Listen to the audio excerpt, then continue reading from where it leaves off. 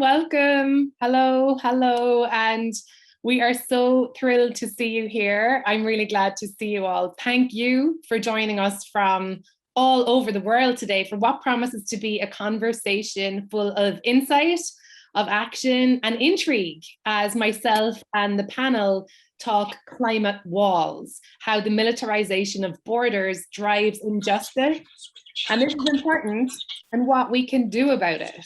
So I'm hosting today. My name is Maeve Higgins. I am a writer. I'm a performer. I'm coming to you live from Brooklyn, New York, even though I know that's not my accent. And I am obsessed with this topic. And I'm going to tell you why I think it's so crucial to figure it out and to fight against this border militarization. And then I'm going to introduce you to some folks who know a lot more about it than I do. We have 5 fantastic speakers coming up. They will each spend around 10 minutes sharing what they know, and then we're excited to hear from you. So we're going to take questions from you. We'll wrap it all up in less than 90 minutes, and we will have solved the whole problem. Now, I'm not serious about that part, but I am fully sure that we'll all come away from this being a lot more informed and a lot more energized about this hugely important issue. So thanks again for joining us. I see we have a really full house. So you're so welcome. I know it's a crazy time for everybody, but now get a glass of water or put the kettle on or pour yourself a beautiful glass of Scottish whiskey if you're there in Glasgow, and let's get stuck in. All right, so people move because we have to, because we need to, because we want to. And as climate chaos exacerbates displacement, the border industry cashes in on the anxiety about the future. So many states are investing billions, billions of dollars, billions of euro in military surveillance and control systems.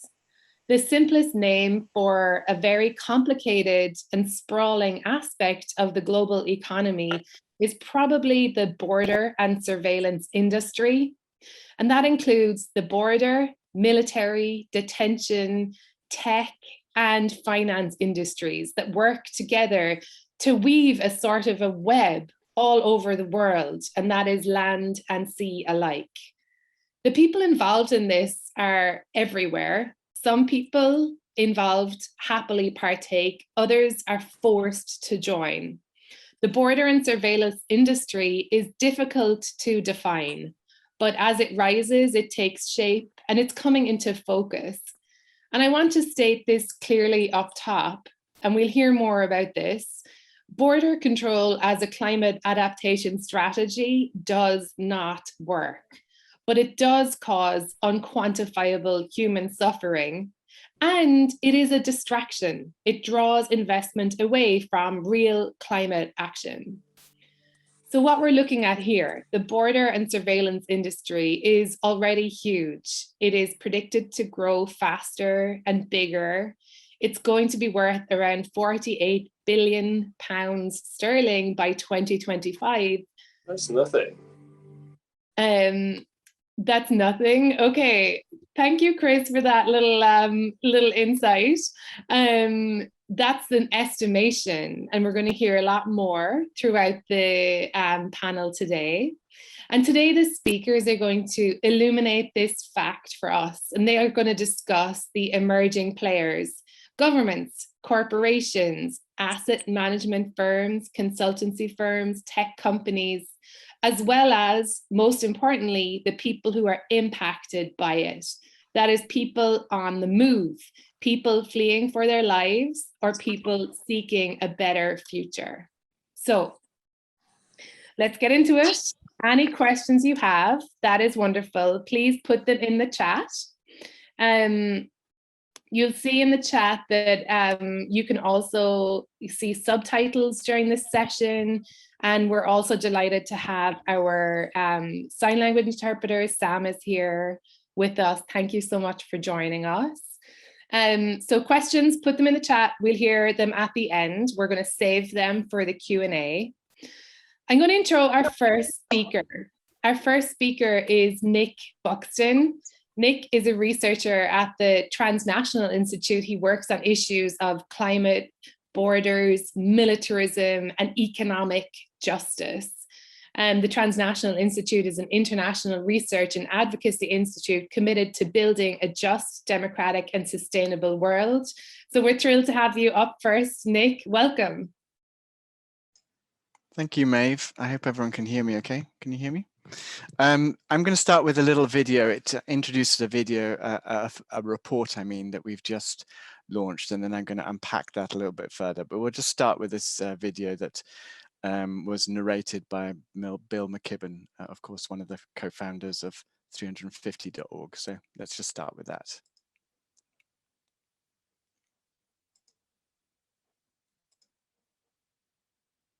Can you stop the consequences of climate change with guns?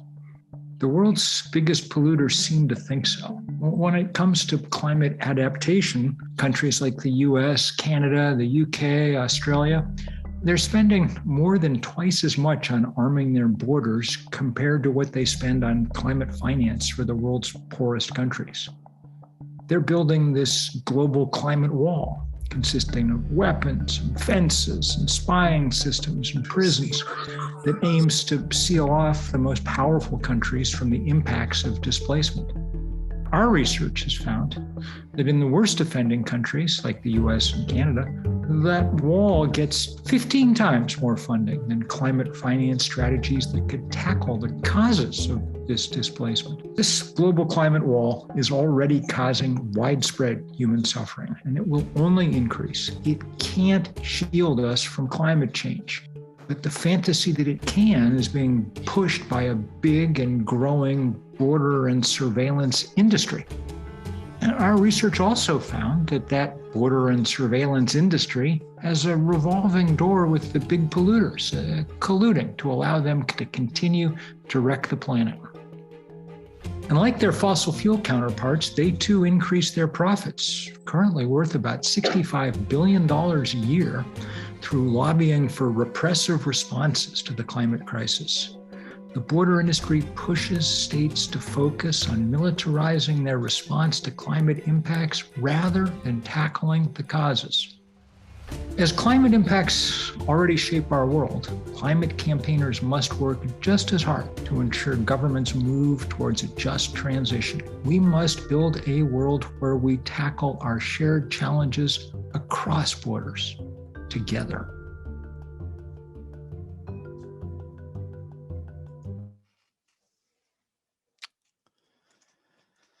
Well, I think, I hope everyone could hear that and see that. I think Bill McKibben sums it up very well. Can we respond to the climate crisis with guns? Because apparently that is what the richest countries think when we look at actually what they're investing their resources in. I'm joining this conversation, which I'm really glad to be having today, from Glasgow. And within the COP, there are really two big discussions that are going on here. The first is, how much will the countries reduce their emissions, and whether that will be sufficient to meet the globally agreed target that was done in Paris of keeping global average temperature increases to less than 1.5 degrees. And the second discussion that's going on is whether the richest countries will keep their promise that dates back now about 11 years, when they promised to provide $100 billion a year of what is called climate finance to developing countries, to both reduce their emissions and to adapt to climate change. Now, we need to remember that this is not about the rich countries being kind and generous. We're in a situation where the richest countries, like the UK and the US, became rich and powerful on the back of fossil fuels. And now the climate impacts of that oily development are wreaking absolute havoc in the poorest countries of the world. It's a fundamental injustice that is at the heart of this crisis, that those least responsible for climate change are facing the biggest impacts. That's why many people in the global south talk about richest nations owing a climate debt to the south.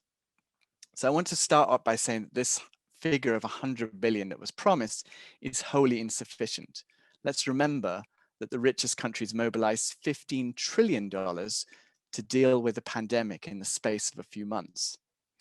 But even so, we decided recently with this report to examine their promises, limited as they are, and then compare that with what they spend on border militarization and immigration enforcement.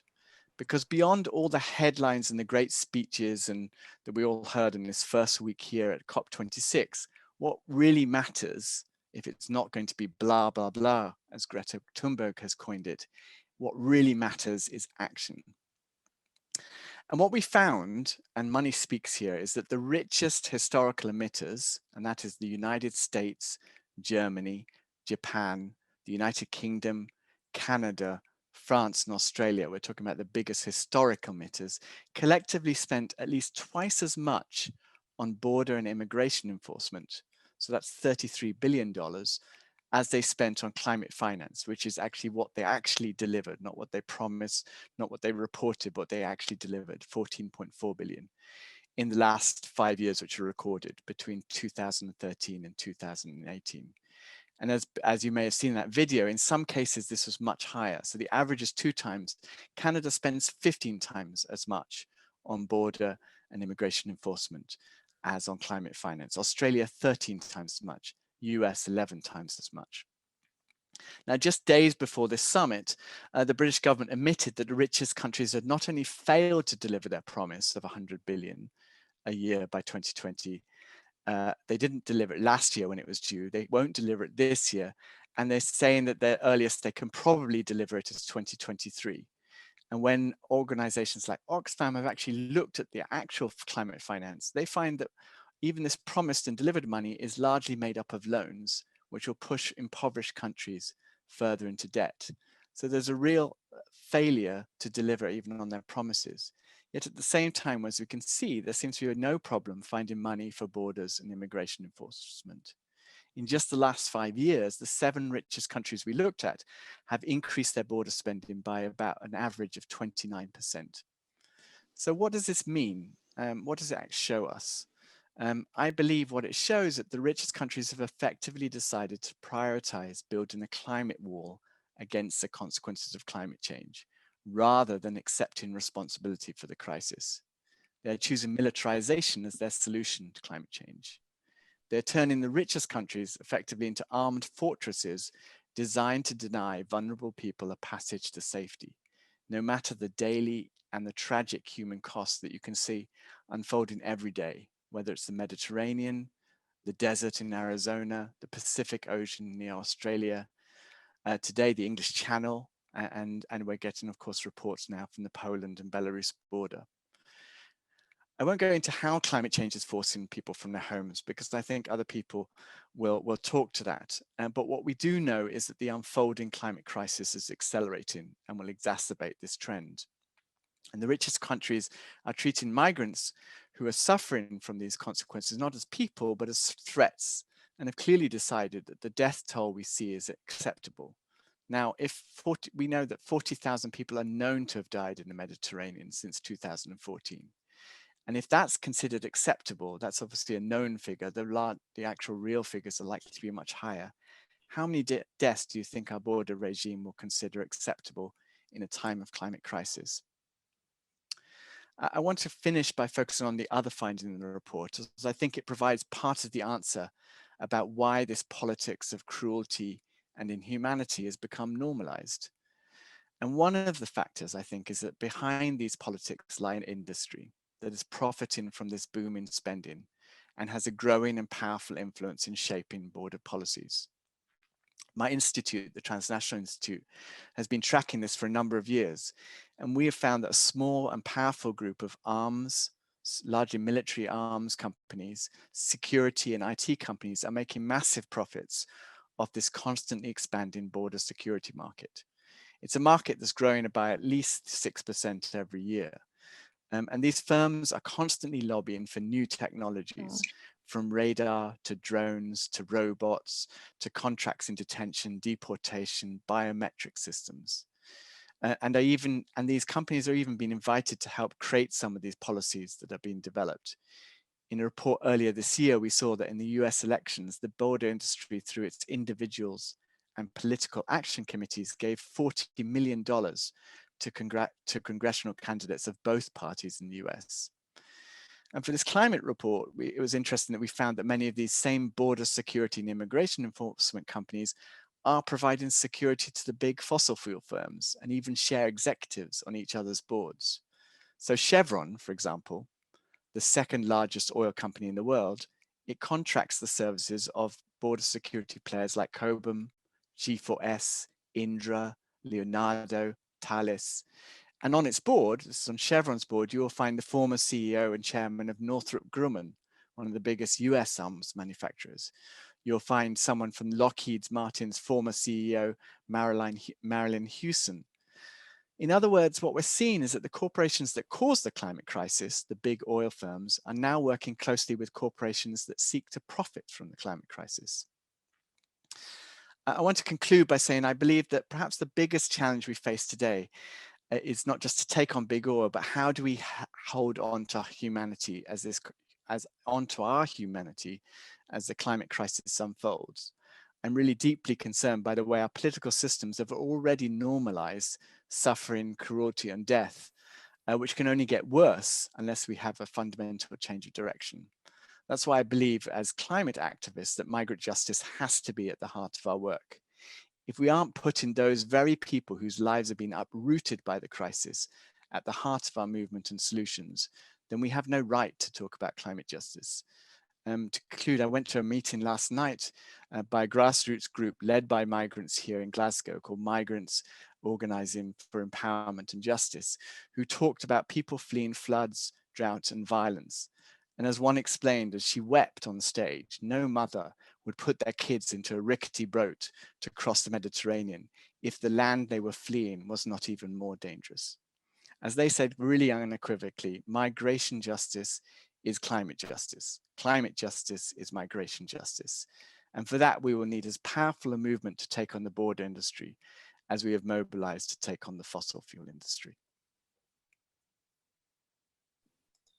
Nick Buxton, thank you so much. That was just really great to hear from you. We can follow your work with the Transnational Institute, and you know, that was really impactful, the fact that you're there on the ground in Glasgow and that you could bring us the message of the migrants working for climate justice and migration justice right there in Glasgow. It's happening right now. And it also ties in really well with our next speaker, even though he is thousands of miles away. Josue de Luna Navarro is here to break down what is happening in the US and in Latin America. Josue is a climate and migration researcher with the Institute for Policy Studies here in the US. I'm in New York and he's on the West Coast, I think. Josue founded the National UndocuHealth Program for United We Dream, and he co-founded the New Mexico Dream Team, which is the largest statewide undocumented migrant-led organization in New Mexico. So thrilled to have you. Welcome, Josue. Hi, everyone. Well, first of all, thank you for having me here in this virtual panel and everyone who is listening to this. My name is Josue de Luna Navarro. I was born in Torreón, Coahuila, Mexico. And because of many different reasons, which I will explain later in my talk, basically my family faced the same point that many families throughout the global South face, which is that point when you realize that there's no other option than to migrate to some global North country to find better opportunities, better jobs, not just for their kids, but for our future generations. I immigrated when I was 9 years old to New Mexico, which is in the Southwest, right at the border of the old Mexico. And I'm a former undocumented immigrant, and I lived as an undocumented immigrant for 16 years of my life. But to talk about how immigration connects, how immigration justice is climate justice and climate justice is immigration justice. To understand the bridge, we have to see the current situation through a critical race lens, okay?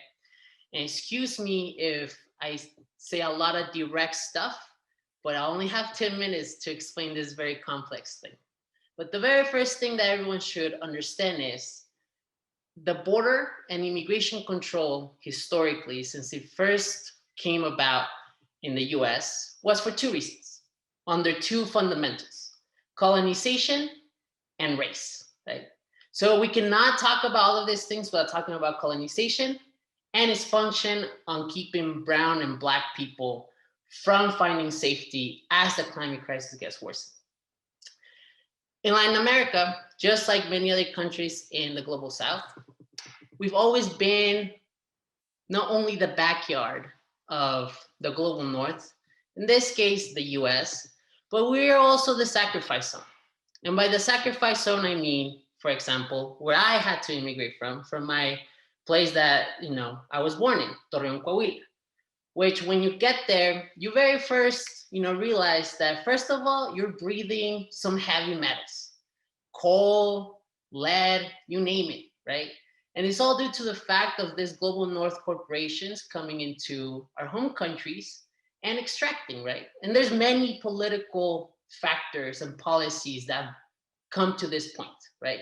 So when you have a family, not only are our home countries, not just Mexico, but it's the same story throughout Latin America, for decades, right? That US intervention in the economy through military, through our elections, but also inviting global North corporations coming in, extracting our land, poisoning our water, poisoning our air. You realize that your community is getting sick. And then on top of that, you see the drug war getting worse in our home countries.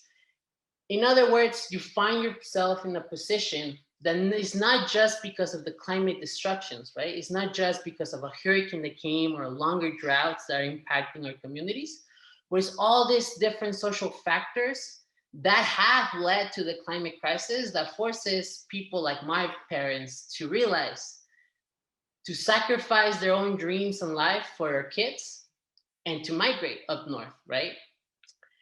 Now, that's been the reality for many decades in Latin America and in the global South.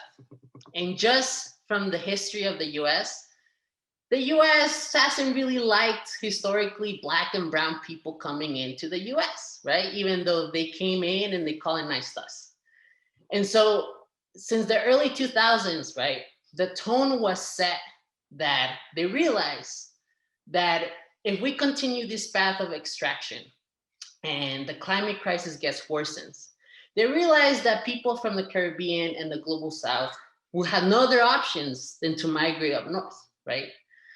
And they set the tone to very specifically say in Pentagon Commission reports that I actually was first introduced through Nick Buxton in his books and his writing.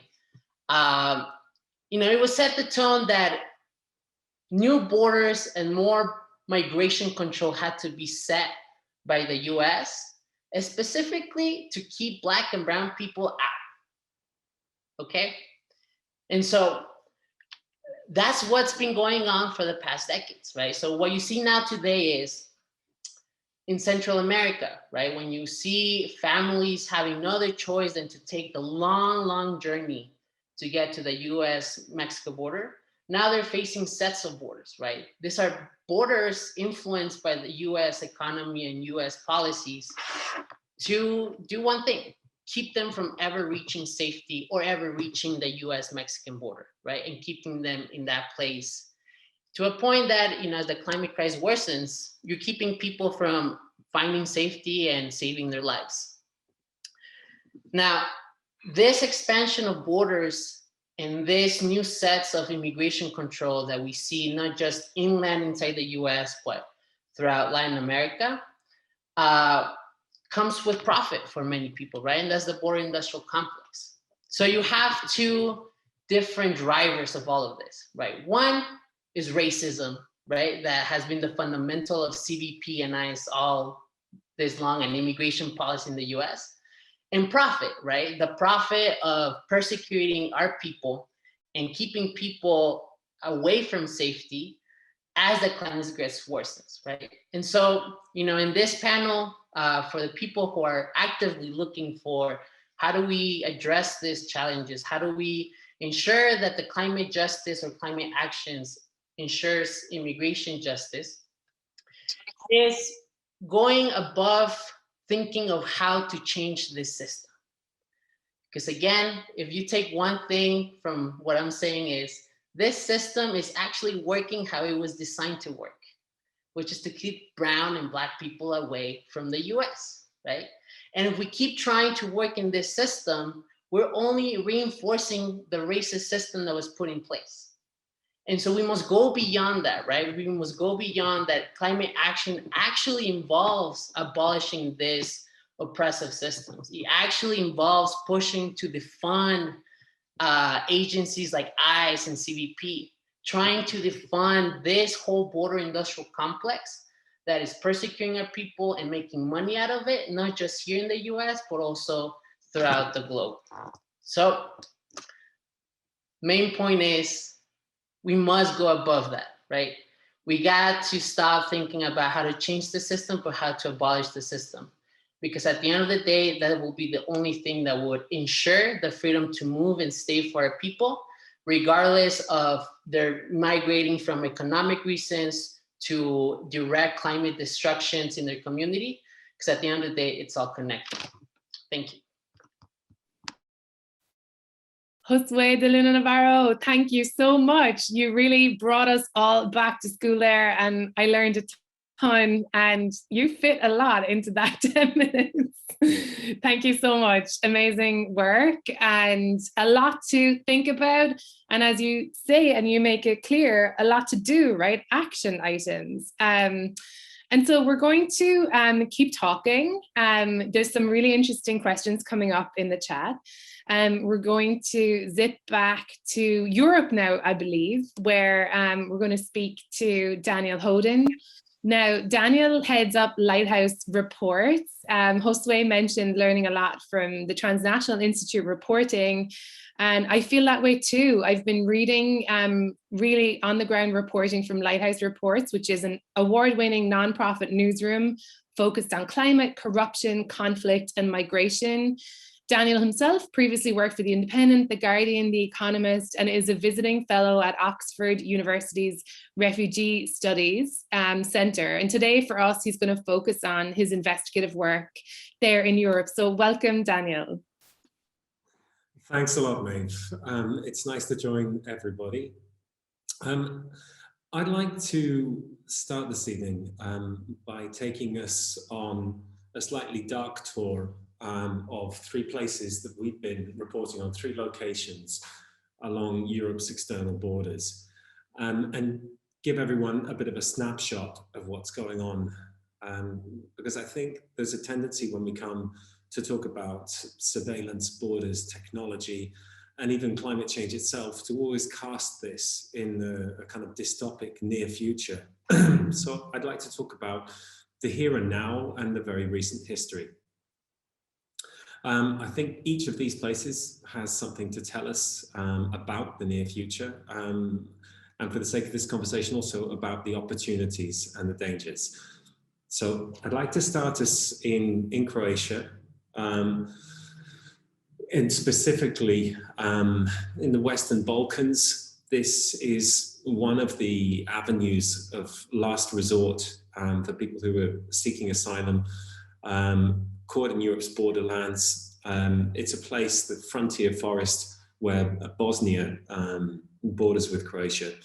It's a place with hundreds of kilometers of unmarked trails, and it's a place where desperate people are trying to take their chance at the end of exhausting journeys. They're taking really high stakes chances. And I'd like to talk about what many of these people are confronted with, and what they find is essentially the bleeding edge of European migration policy. It's masked men with clubs and batons whose task is to physically repel them from the borders, and sometimes to, after they've been detained having crossed the borders, is to take them and physically force them back. Now, I think your team and the team here tonight has been kind enough to queue up a video which is due to play now, and I'm going to talk a little bit over the video as it goes, and I'll also be silent to let people listen in on it. So if we could cue that video now, that would be great. So what we're going to see here is in the Lighthouse's most and one of my fellow directors is Bryan, and we're seeing asylum seekers pushed back across the river by masked men. I'm going to shut up a little bit so you can hear a little bit what goes on.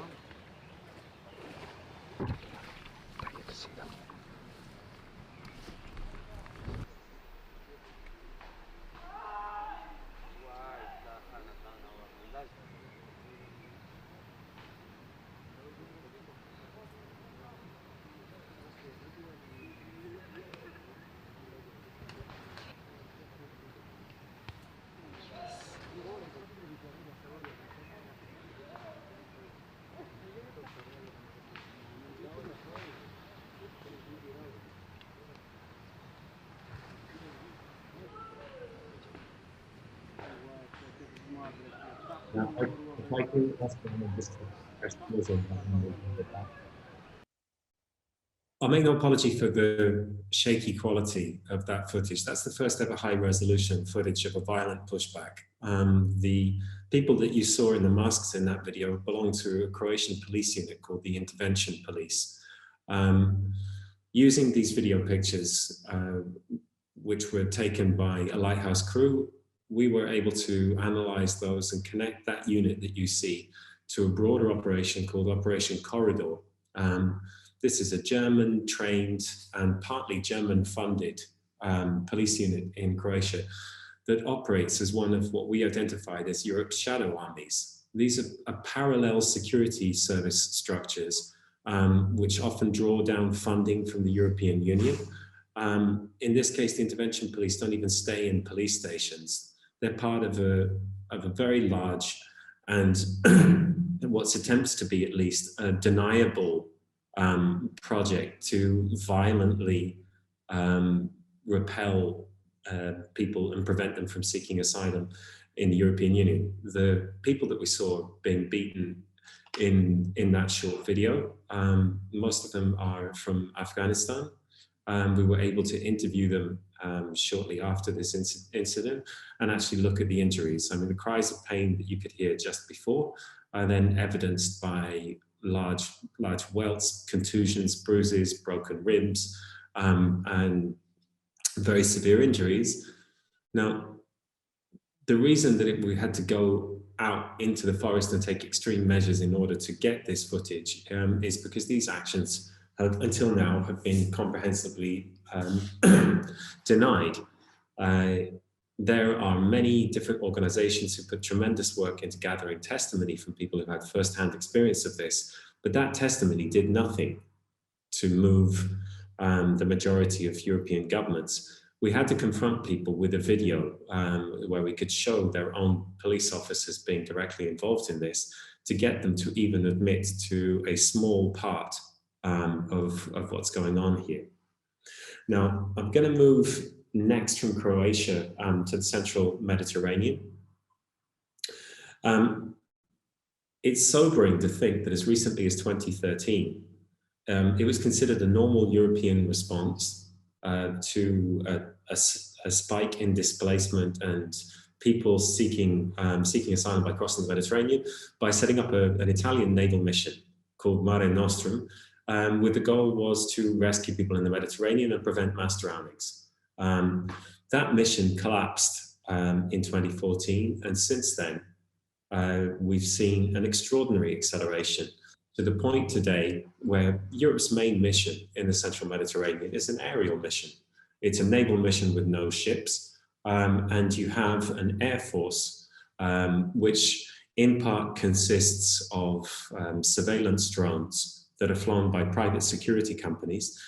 And the job of this air force is to guide the movements of former militiamen from Libya who act as a proxy interception force on behalf of Europe. And their job is to make sure that as few people as possible can make the crossing or at least reach potential rescue from one of the handful of boats that have been able to survive, NGO boats that have been able to continue operating in the central Mediterranean. So you have a high-tech aerial surveillance force, an air force in effect, that works with a deniable proxy in order to intercept desperate people trying to reach Europe and to claim asylum. So far this year, 27,000 people have been intercepted by this Coast Guard, which is largely trained and funded by the European Union. Our research and our investigation was able to show down to the smallest detail how this Air Force coordinates the movements of this interception force, and how the interception force would not be able to operate without the air assets that direct it. They literally wouldn't be able to find, the boats, and they wouldn't have any clue where to go. We listened to recordings where European helicopters were giving minute instructions down to the last kind of 500 meters to identify boats full of people. The third location I'd like to take us to is to Greece, where in the space of just 6 years, we've moved from contemplating the major humanitarian awards for Greek islanders for the generosity of their response to a big spike in displacement that was happening there thanks to the war in Syria. We've gone from that situation to one in which sea arrivals in Greece and border crossings into Greece have come to a virtual halt. And what we have in place of what was there in 2015 and 2016 is a large system of pushbacks, as described before, and backroom deals with Turkey, which is under pressure to act as Europe's gatekeeper and its warehouse of refugees. Now, I'd like to focus on the role of Europe's coastal and border agency, Frontex, just to illustrate a little bit of what's happened in a relatively short space of time. In this same 6-year period, we have seen an absolutely extraordinary growth in the budget of Frontex.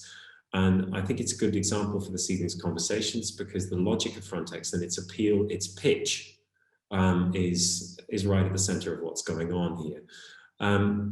Just a couple of figures to illustrate what I'm talking about. In 2012, Frontex's budget was 85 million. It was an unfashionable posting in the capital of Poland, Warsaw. In its latest multi-year budget, so the EU does its budgets in 6-year cycles. In a 6-year cycle from 2021 to 2027, which we're into now, the budget for Frontex is 6 billion euros. And it's worth noting that it was only thanks to negative coverage that Frontex attracted that budget wasn't 11 billion for the same period.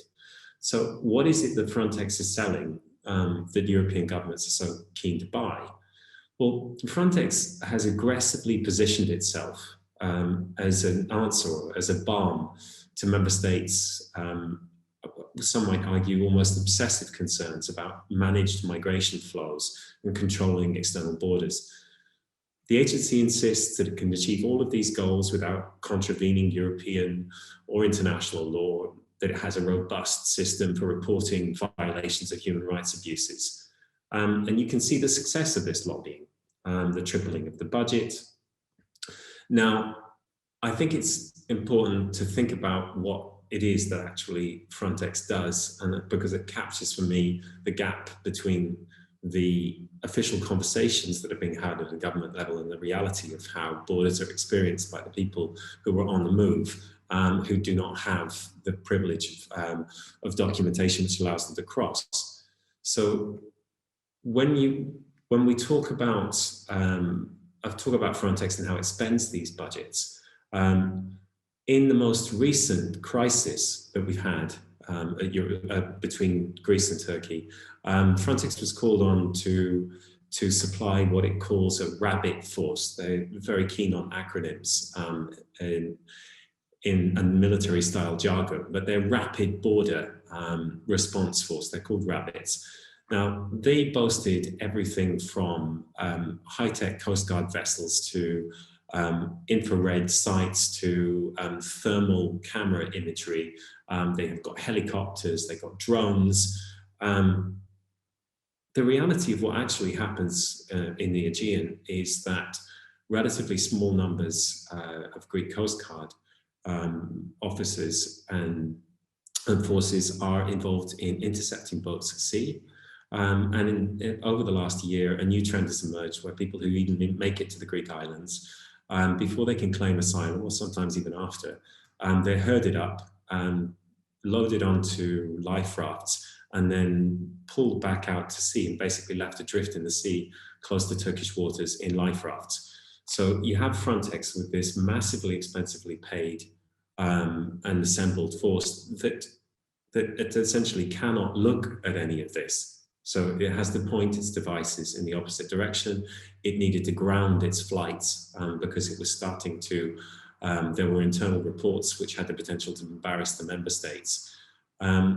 The reason I raise this here is because I want to get across the reality of this is that the prospectus that's there in the World Border Security Congress type exhibitions about what can be done with this tech can be very far away from the actual kind of basic violence that's used to control who can cross and who can't cross borders. And it's not actually necessary for the main players inside, what some people refer to this evening as the border industrial complex. It's not even necessary that they do anything at all. I mean, in the case of Frontex and the Aegean, it's incredibly important for them that they don't do anything because the whole system relies on deniability and things happening slightly out of sight.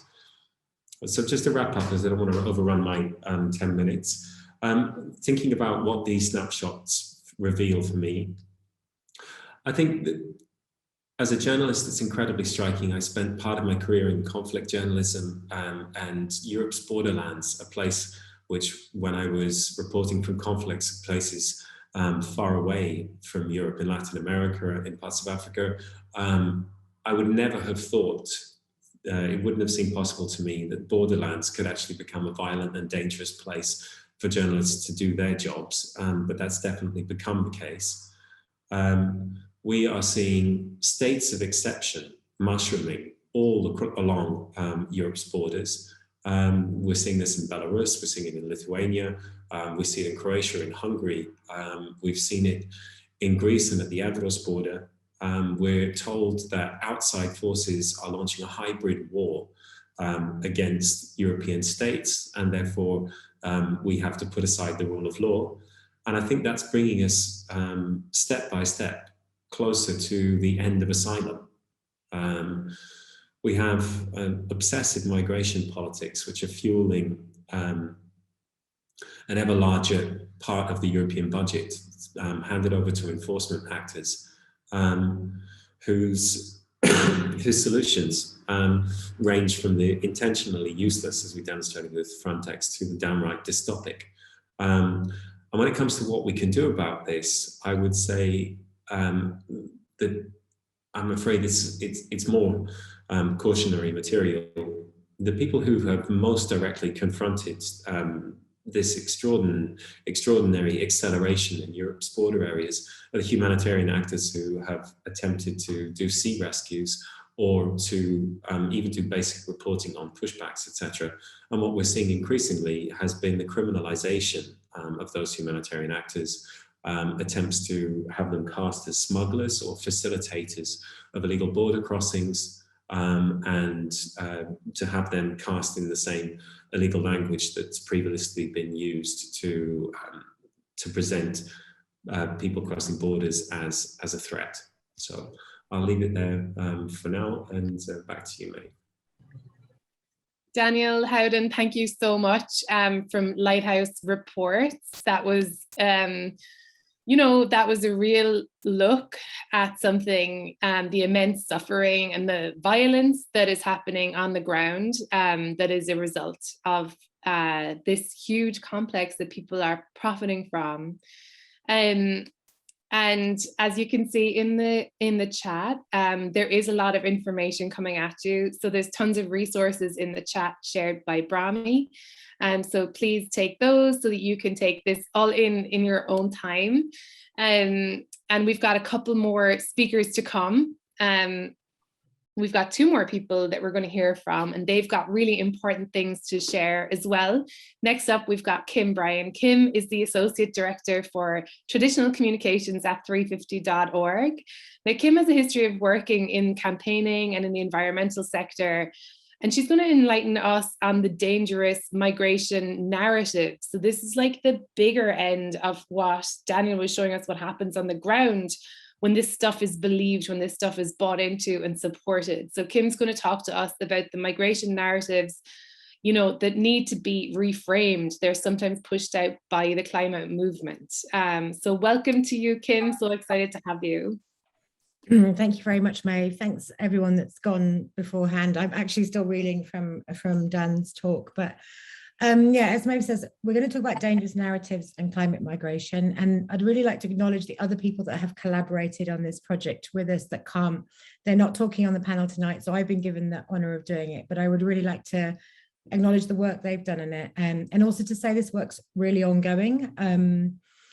So I work at 350.org, which is a climate change campaigning organisation. But I'm also part of a number of migrant solidarity organisations, including Alarm Phone, which Dan just referred to as well, which is an organisation operating in the Mediterranean that observes a lot of these pushbacks. And also a recently set up organisation called Channel Rescue, which is operating in the channel between France and the UK, where we're beginning to see lots of concerns about how that situation is going to develop.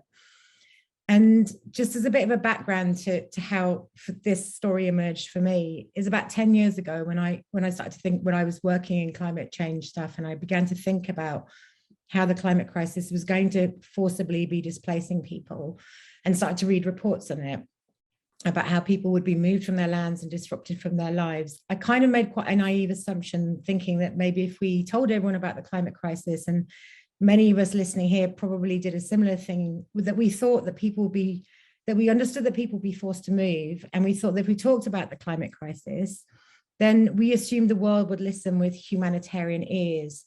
But we didn't realize that the response would be higher walls and faster drones, more detention and more deportations. And we didn't realize it would mean people being killed at our borders. So far from this kind of just and dignified response that we think needs to happen around the climate crisis, what we're seeing is the border industrial complex going into overdrive with huge projected profits over the next few years. And it's not just Frontier, it's a whole bunch of companies like standing to look at what's happening, go, actually, we're going to make loads of money from this. And this is why the project we've been working on, Dangerous Narratives and Climate Migration, feels important, because the way that we've been communicating about it, particularly in the global North climate movement, hasn't actually been helping a number of these kind of the migration justice organizations. So one of the things that we've identified is the way that we use the numbers. And we've all seen multiple reports that say, you know, 1 billion people are going to be displaced, or 500 million people will be displaced, various kind of huge numbers. But the thing is with these numbers is that we don't have a common methodology for deciding them. And we don't have any conclusive figures because we don't have that common methodology. So we're trying to break that down a bit and say, look, there's different types of events. For example, we know there's sudden onset events like a hurricane or a typhoon. And we know with those events, people move very quickly. There's very clearly a climatic event which has created that displacement. But that displacement tends to be temporary. It tends to be internal, and it tends to be that people will, when it's safe to do so, return home. That displacement also can happen multiple times, because where people are forced to move, they're often living in lower, for example, lower lying areas. But then there's also slow onset events, like, for example, droughts. And droughts create multiple stress factors which cause someone to be displaced. So we don't really have a full picture, but we're using the numbers. And what we have observed with these numbers, and I'm hoping my technical support will help here. Now's the time to show the slide if you can. But what we have observed is where this migration, where these narratives are really feeding into the far right agenda, and into the nationalist agenda. And we're seeing headlines like mass invasion of migrants or refugee crisis will drive tens of millions of people. And what that's doing, it's not doing what we thought it would do, is creating a humanitarian response. It's driving the far right, it's driving the militarization, it's driving the justification for the securitization of borders. And I'll just give you all like 30 seconds just to have a read of those.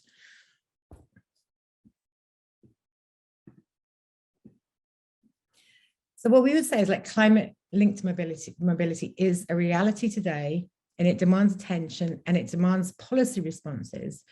And it demands that our challenge in the global climate north, in the climate movement, is to communicate both the scale and the urgency of the climate crisis, but to do so in a way that upholds the rights of those that are being forced to move and doesn't feed into the fear narratives that are being peddled by the conservationists and the far right.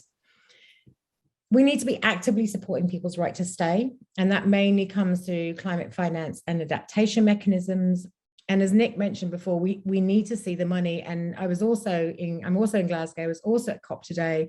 It's been 12 years since Copenhagen pledged to secure 100 billion a year to help countries adapt. And to date, no one's seen that money. It's woefully sluggish inside the COP, but that money is essential in terms of supporting adaptation and people's right to stay.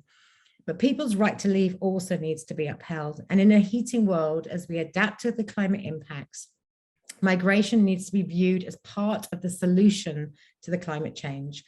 The information is out there. The climate modeling shows us where people will be impacted. This should be a discussion that's happening at COP, but it's not. Migration isn't really on the agenda at all, which is unbelievable considering what we know and how we know it's going to impact people. And also I'm saying this because I work for a climate change NGO, and I think it's all right for me to say this, but to a large extent, the global North climate movement pays lip service to the migration climate nexus, but we've still failed to actually bring anything tangible to the table in terms of how we're going to challenge this issue that we know is really critical. The climate movement needs to be in sync with the challenges that the migrant justice organizations and advocates are facing. And as we've seen from presentations tonight, for many of these groups who are fighting on the front line, border policies are leading to the deaths of people now, deportations, detentions of people. This isn't an abstract problem that's happening in the future. It's something happening now. And to be clear, in many countries, these borders are deadly. And because of the climate crisis, more people will be displaced. These communities which are leaving, because it's the option they decide to take, they're going to be met with hostility from governments and nationalists when they're migrating, and we're going to see the border industrial complex growing and anti-migrant right-wing nationalism also growing. So in advocating for climate action, we must ensure that it's equitable and that it proactively supports migration as a solution, because it's something that we've always done. It's something that humans have always migrated, and we will continue to do so. And so many of these reports that we see coming out, they end up dehumanizing the issue. It's really important that we tell the stories and give the platforms of the people who are being impacted. And just as the climate movement has thrown its weight into shutting down the fossil fuel industry, into shutting down deforestation industries, we as the climate movement need to begin to align ourselves with movements who are stopping the expansion of the border industrial complex. Because a world without walls, without drones, without cages, without detention, prisons must be included in the future we're fighting for if we want a future that's rooted in climate justice. And only by organizing together across our different backgrounds and across our borders can we tackle the shared challenge of climate change and displacement. And as Brahmi's mentioned in the chat, we do have a briefing about this, which goes into more detail, and we can share that with you. And if you'd like more information, please do reach out. But also, just to conclude, if anyone is here in Glasgow and wants to join tomorrow, there's a very large puppet, which is a 3.5 meter puppet of a 10-year-old Syrian girl that's walked from the Turkish border to COP26. And tomorrow she's going to be in the blue zone, meeting a bunch of youth activists, and then walk across to the green zone. And there's a load of events going on in Glasgow all week, but really trying to sort of make this climate migration connection and bring it into the kind of the debate that's not happening in Glasgow at the moment, but needs to be happening. So it's been really good to have this discussion here this evening. Thanks. Thank you so much, Kim Bryan from 350.org. So much food for thought there. Those of us who are listening, who write, who tell stories, and actually that is every single person. I think we can take a lot from that. So really appreciate you being here. And we're actually coming towards towards our final guest for this evening. Actually, this has flown. It's been extraordinary that we could, Kim mentioned organizing across borders, and here we all are. We're all around the world and we're working towards, I think, the same goals. So last but not least, we're joined by Scarlett Westbrook. Now, Scarlett is a climate justice activist. She's a spokesperson at the UK Student Climate Network. She's also a freelance opinion writer and the head of political engagement at the Teach the Future campaign. Scarlett's going to talk to us about the youth climate movement, why it should lead by putting racial and migrant justice at the heart of climate activism. Scarlett, we're thrilled to have you. Thank you so much for joining us. Thank you so much for having me. It's an absolute pleasure to be here. As a PSA, I've got a really bad migraine, so this probably isn't going to be my best talk, but I'm going to do my best. Well, thank you. That's really kind of you to join us, even with a migraine. So we're all going to take that into account. Thank you, Scarlett. Thank you. So as Maeve said, I'm a 17-year-old climate justice activist, most known for my role in the school climate strikes. I organise the ones primarily in Birmingham, but I've also been helping out across the UK, and I'm a national spokesperson and policy lead at the English branch of Fridays for Future, or UKSCN.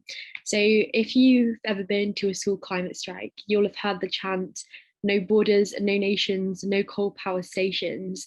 And that's a chant we've been using since the very beginning of the climate strikes, showing that youth strikers have always understood the link between our racist border policies and the climate crisis. And that's because these two things go hand in hand. So right now we're in the midst of the COP26 conference, where countries from all across the world are meeting together to discuss their carbon emissions. Yet the emissions of their militaries aren't included in that. And these same militaries are going to be the ones policing borders, stopping climate refugees from getting into places of safety. Those same militaries that are, policing borders, which are going to prevent people getting from safety, are the ones who are putting them in that precarious position to begin with. And, that's one of the reasons we have this chant, as well as the wider context of where these racist border policies come into play.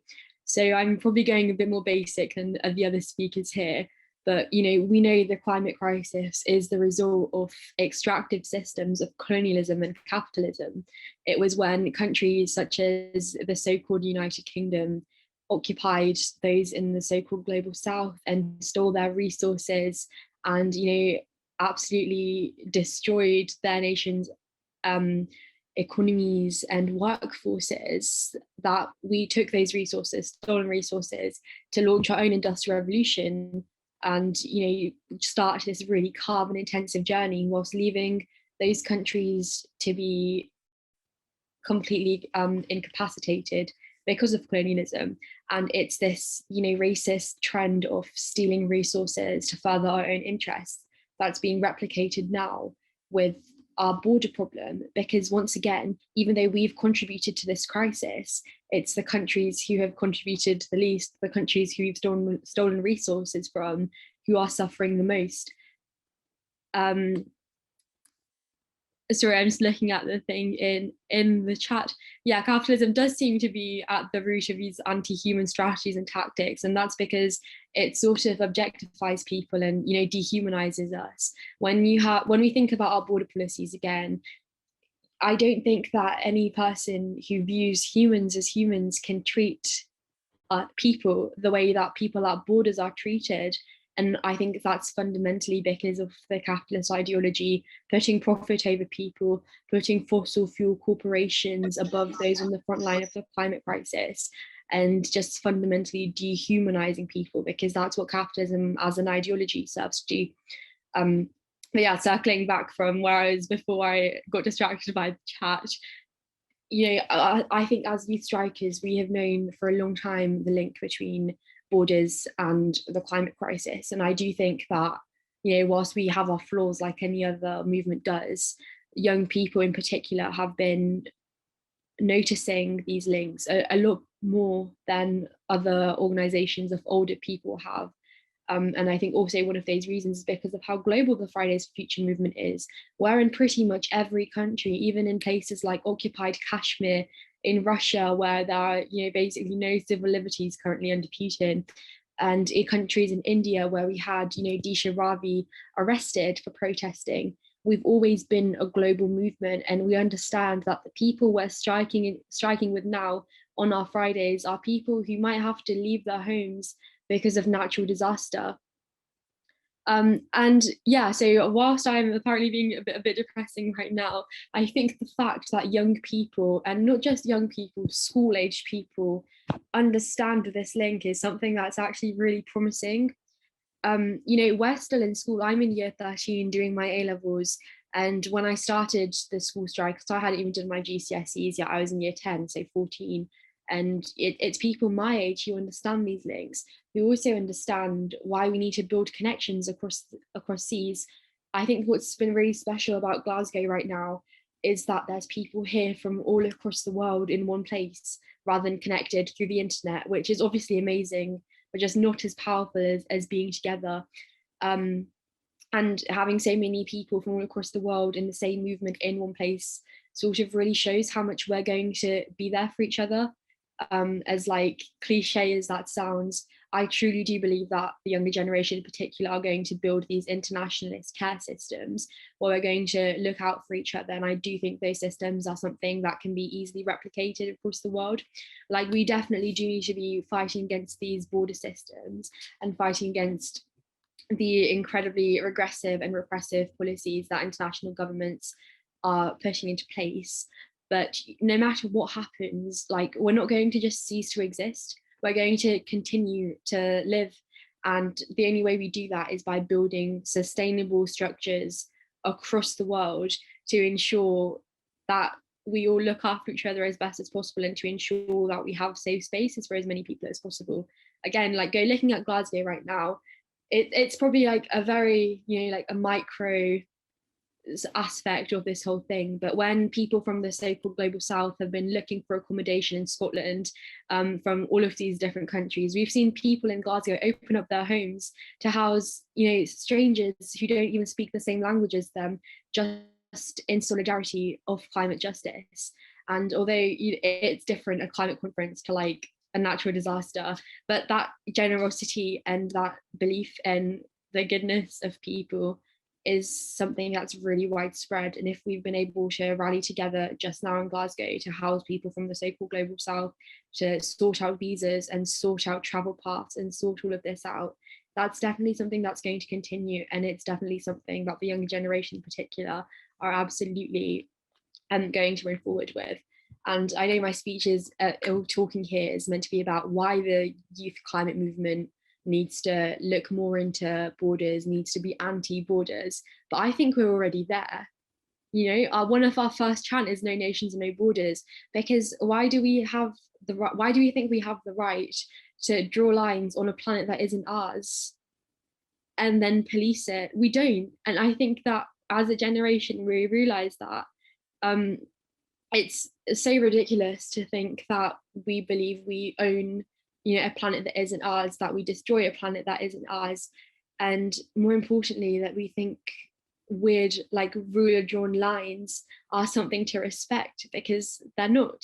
The whole concept of I think, again, with the climate and with economics in particular, I'm rambling a bit here now, I know I'm going to go off, but like, we've made all of this up. Like, money, it's fake, time's fake, the clocks have gone back, like, we can literally just turn stuff back, we can change things, we have the power to do that. And I think we're coming to more of a collective realization that everything on this planet is a concept that we've made up ourselves and that we've just decided is true, so we can equally decide it's untrue and equally just change the narrative that we're abiding by. No nations and no borders, and ensure we have collective care systems for each other, ensure that we're looking out for each other and carrying on this green future that we can have. Sorry, I'm trying to like read the chat so I can keep up with my like weird rambling. You're doing amazing, Scarlett. Thank you so much. It was so great to hear from you. Do you have any closing thoughts? Yes. Okay. So, we know the border and surveillance and military industry are the key drivers of all of these false climate solutions. We know that when we're talking about decarbonisation, the military is not included there. And we also know that the average age of MPs in the UK is 50. And we know that old age average in parliaments is something that's constant around the world. And on the reverse, we all know that young people believe the complete opposite of that. So although really older, middle-aged white men are trying to destroy our planet, it's not always going to be like that. And I know it seems like we don't have that much time left, but we're always going to keep on surviving, and we do that through collective care. And change is coming. We know change is coming because, just this week on Friday, we saw 30,000 people in Glasgow chant "No nations, no borders, no coal power stations." In London, we also saw tens of thousands of people chant the same. And I think there's just a wave of hope coming forward, and we can stand together against these racist and awful border institutions and stand against militarisation. And I think the Young Climate movement completely understands that and is going to continue going forward with it. Thank you, Scarlett Westbrook. So cool to hear from you and from all of our panelists. I think it was such a cool range of people, and you all showed up for us today, and that includes everybody participating on the chat. So we have time for a couple of questions. I want to say thanks to Robert and to Sam for interpreting this event, and the coordinators at the People Summit for putting this together, and to Nick, Kim, Scarlett, Josue, and Daniel for their terrific insight and the work they do every day. So I want to support your work, and I want us all to hold them up. So thank you so much for showing up for us today.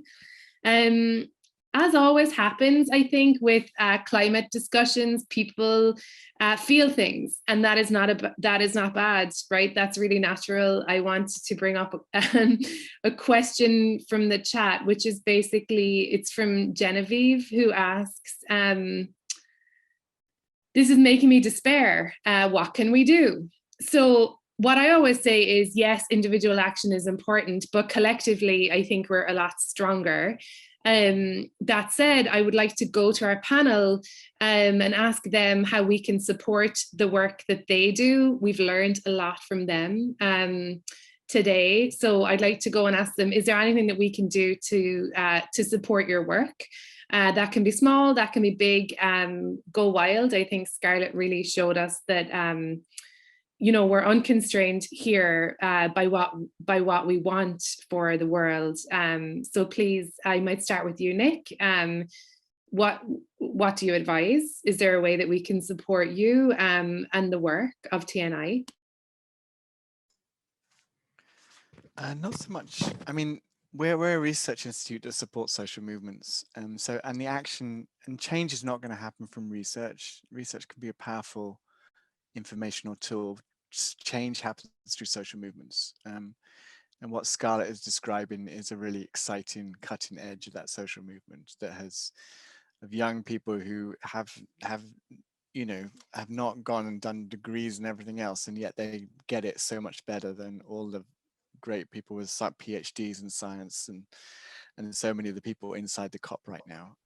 They connect all these issues. So all I can say is just get involved in wherever you can take action. And if you're in climate movements, to integrate these issues of racial and migrant justice within the movements that you're fighting, making sure those issues are heard.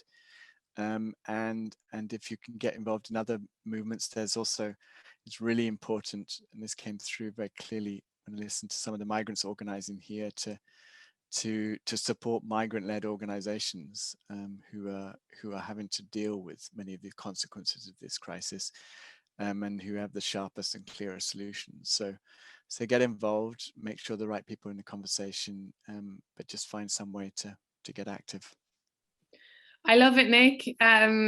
you know, you could have been quite selfish there and been like, I want everyone to download the latest report from TNI, which I'll be doing, but that's wonderful. And talking about climate-led, you know, orgs, I want to go to you, Josue. You really, you know, in a super way, you know, folded in your lived experience with the kind of intellectual understanding that you have. So please let us know what you think.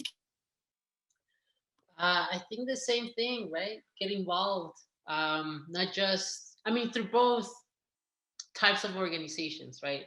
The organizations are already working with migrants for migrant justice, not just in the US, but in, you know, wherever you are living in, but also, you know, through the environmental side of stuff, right? Through the climate justice side of stuff, but in a way to also be critical, right? Be critical of the types of policy solutions that organizations are pushing for, and have that critical race lens, right? That not a lot of, you know, environmental policies out there will really bring justice to Black and brown migrants, and have that critical voice, right? That realizes that, you know, we cannot have climate justice if we're throwing our, you know, migrants under the bus, which I think is really critical, right? For spaces where, you know, I think barely now people are starting to connect the dots even more clearer.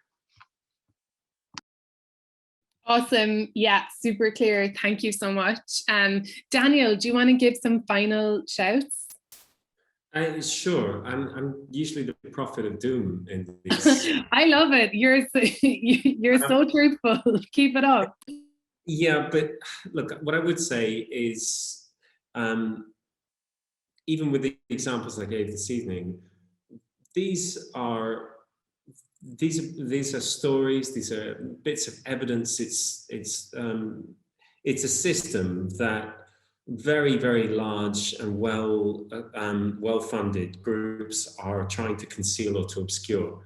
And collaborative team of journalists, like a small group of people with a fraction of the resources that they have managed to jam a spanner in the works, disrupt what they're trying to do, to bring it to the surface, to make it an issue, to turn bureaucracies inwards on themselves, and to force them to discuss things they don't want to. So for me, that's the model. Small groups of people who appear to be completely outmatched can collaborate across borders, and land some serious impact on organizations where you seem to be totally outmatched. So there's absolutely no reason to feel passive. Get informed, get angry if that helps you to act. So I would, and try not to be distracted by things which don't explain to you how the system works. So whether that's a TNI report, whether it's a piece of journalism, whether it's an explanation of how history informs climate justice and migration justice, think in systems. Excellent. Thank you, Daniel. Thank you so much. Okay, so what about you, Kim? Kim, you have some final takeaways. I think you offered up some really valuable insight in your talk. And also I should say thank you for helping to organize this. So any final thoughts? Well, actually, as it happens, I do. I think one of the things I want to reflect on is when the divestment movement against fossil fuels started 12 years ago, or when it was like pre-Copenhagen, it was a really wingnut idea that a group of people started. They were a small group of people. And now the global divestment movement is worth £4 trillion. Like, it's totally worked. It's removed the social license of the fossil fuel industry.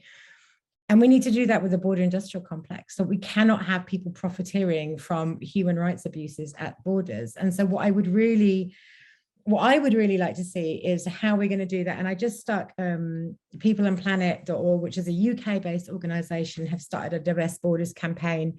It's really early stages, but I'd be really interested to explore, like, how can we roll this out as a cross collaboration, across movements, across backgrounds, that we begin to actually challenge the narrative around, like, the border industrial complex. Even its legitimacy to exist, it has no legitimacy, and we need to fight it. Like, we really need to fight it.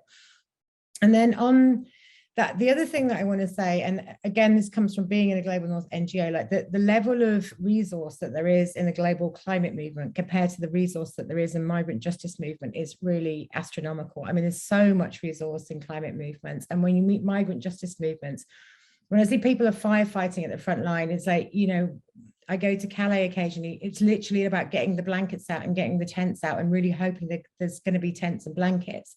Like the migrant justice movement, like I don't think has the ability that the climate movement does to have these kind of wider level strategic conversations about what it's targeting next, because it's too busy fighting was basically, you know, a really horrific situation. So I think we also need to, and I know these discussions have started to happen, look at how the climate movement can support migrant justice movement, have more of that overlap, create some kind of campaigns that have some tangibility. You know, we can see the evidence, like the campaigns are there, we've just got to take the step to do it.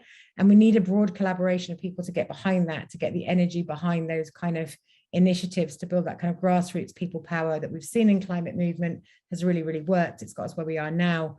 And let's roll that out into kind of migrant justice movements as well.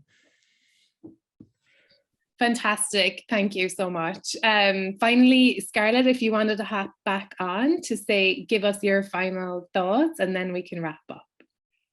I'm going to answer this in two parts. So first, a general, like, what can you do to help out, I think is like literally just help out in your local community. I think one of the answers to the climate crisis is building those community care structures, and that starts like on your road, whether that's like volunteering to do shopping for some older people, sorry, that's meant to be more respectful, older people on your road who like can't get out, or donating to a food bank, or like volunteering to walk kids to their school, like stuff like that. Do it. Because when we're dealing with, or if we deal with more like frequent natural disasters, we're going to need to come together, and there's no better way to prepare for that than helping out now, because you know lots of people need that help. We're the sixth in the UK, we're the sixth largest economy, but we have record levels of inequality, nearly 5 million children in poverty and that sort of stuff. So there's, you know, lots to do right now. We don't have to wait for some sort of impeding climate disaster. And then in terms of what you can do to support the school strikes and that sort of stuff, come and strike with us. So I know we're called school strikes, but we love it when workers join us. Recently, the Friday one, we had like GMB and Unison and Unite and loads of unions join us, and it was really snazzy. But yeah, come and join us on the streets. And when we have email campaigns, you can follow them on our social medias. I can like put them in the chat. Write to your MPs, because MPs love it when you spam their inboxes. They don't, but it gets us responses, so that's great. And yeah, thank you for having me. Okay, wonderful. So speaking for myself, migration is a human right. It's up to each of us to fight for that right in any way that we can, and we have tons of ways to do that just from today. The border and surveillance industry, it's a shadowy and far off threat to many of us. We spoke about how it can seem abstract, but we also saw with our own eyes that it's a punishing and terrible industry for some. And then for a few people, this industry is pure gold, and they are going to hold on to this golden goose. Only by organizing together, and we've heard from the panel that people organizing even small groups of people across backgrounds, across borders, that is effective. What we can tackle is this: with our shared challenges, climate change and displacement, we need to stay engaged, we need to keep fighting, and it's really important that we win this fight.